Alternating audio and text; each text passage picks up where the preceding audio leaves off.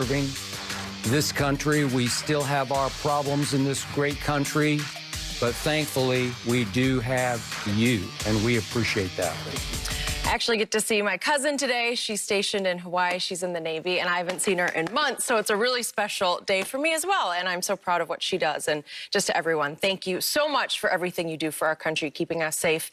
And I believe only appropriate to start by talking about the Cowboys today. Some are already speculating whether Trevor Lawrence could end up in Dallas. During a radio interview, Jerry Jones was asked what he thought about Dallas taking a quarterback if they were to land the #1 overall pick in the 2021 draft. Jerry said the whole idea was crazy and, quote, it's not the thing to be talking about at all. Dak is our quarterback. So, Shannon, if hypothetically the Cowboys wound up with the #1 pick, do you really believe, Jerry, that he would not use it on a quarterback? Well, Jerry, I mean, you say it would be crazy.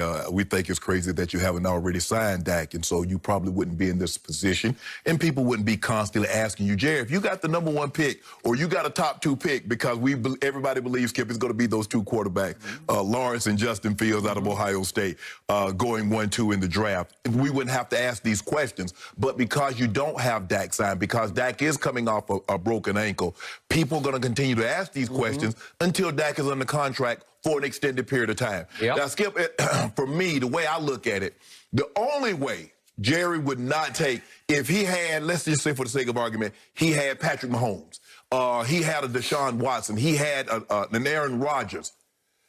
He doesn't have one of those guys. But would anybody even ask this question? Right, exactly. It would be absurd to ask. Exactly. Yes. And because basically since his freshman year, Trevor Lawrence has been universally regarded. When he comes out, he's going to be the #1 pick.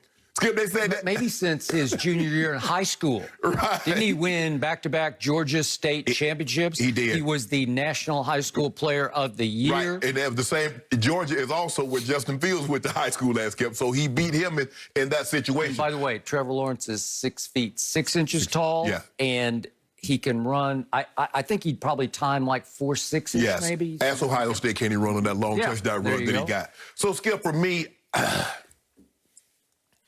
I believe they have greater needs. I believe Dak, because you're asking a guy, so because Jerry Jones believes that he's assimilated enough talent to go get to and contend for a Super Bowl. So you're going to ask a rookie to come in and says, okay, now lead us to the promised land, do something that Dak could not do. If it was me and I had a top 1, top 2 pick, I'm not so sure, Skip, I wouldn't take the big tackle out of Oregon. Sword. Now, a lot of people are saying he might be the best prospect since Orlando Pace. Would you take him #1 overall with those? There are actually 4 quarterbacks sitting there that could go boom, boom, boom, boom, boom right behind you. But you know what I might be willing to do? I might be willing to trade. I got it. I can give me 3 #1s for this one. So if I get the #1 pick, Skip, I'm going to trade because the offensive line is starting to get old, Skip. Yep. They're not the same. You see the injuries are starting to come with greater regularity to Tyron Smith. Zach Martin is getting on up there in age, although he's still playing at an elite level. Lyle Collins had hip surgery. But, Skip, I would trade. For me, personally, I would trade the pick and accumulate more picks because I believe that's where they need to go, especially on the defensive side of the football. You look like you're set at wide receiver, Skip. Would you trade those picks and maybe take a running back? Is there any running back rated that high that you would take a running back? I don't think so, Skip, but I would load up on the defensive side of the football because that seems to be where I'm lacking. So I'm going to take Jerry at his word and says, no, he wouldn't take a quarterback. But until Dak gets under contract, Skip, for an extended period of time, I don't really trust Jerry. Okay. Let's first take a hard look at what Jerry said. He's on his own radio gig that he does every week. And the interviewer basically softballs him because he says, wouldn't it be crazy if, so it's a leading question. Right. Well, yes, it would be crazy for me to even think about this. Dak is our quarterback. Right. What else is Jerry going to say at this point in time? Right. Dak is their quarterback. And frankly, deep down, bottom of my heart, I hope that's correct. Right. The problem, as you suggest, is that what did your grandfather or maybe your grandmother say about I can see better than I hear? I see better than I hear. Correct? Yes. What do your eyes tell you?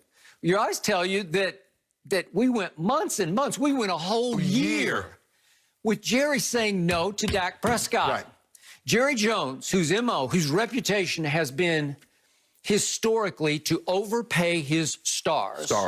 Every one of them. I can go all the way back to Emmitt Smith if you want to, even though they had a clash for a while, he finally gave in and gave him his money.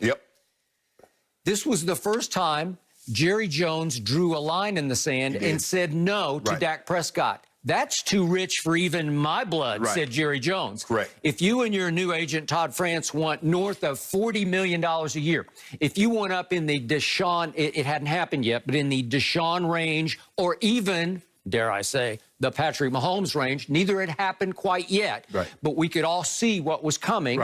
And Todd France, the new agent, is saying, we want up there in the Mahomes. We went up closer to 45-ish a year, and we want only 4 years, and you're saying every contract you do is for 5 years so he can keep you under lock and key, right? Jerry said no. And Dak and his agent said, okay, we say no. And it got pretty ugly. According to Yahoo Sports, it got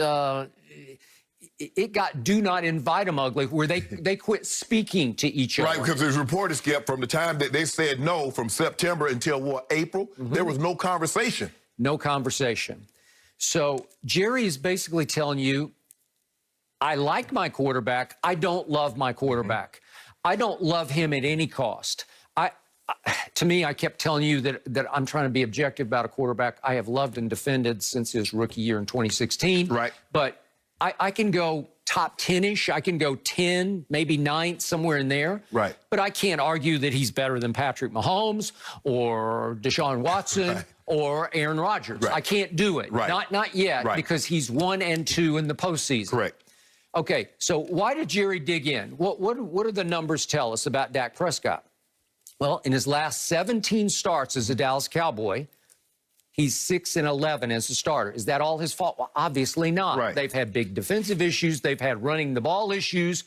But in the end, if you're the quarterback of that team, that record is going to stick right on your forehead like an L, because it says 6-11. And after he got off to that rip-roaring hot start last year, not this year, but last year, against what Shannon Sharpe called garbage teams, New York Giants, Washington, Miami, Dak struggled.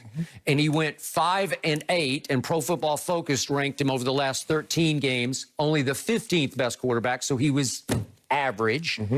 And Shannon Sharpe, the Hall of Famer sitting across from me in those games, 7 times gave Dak Prescott an F for his performance. And I will remind the Cowboy faithful of what they were. At New Orleans, Green Bay at home when they fell behind 31 to, what was it, 31-3?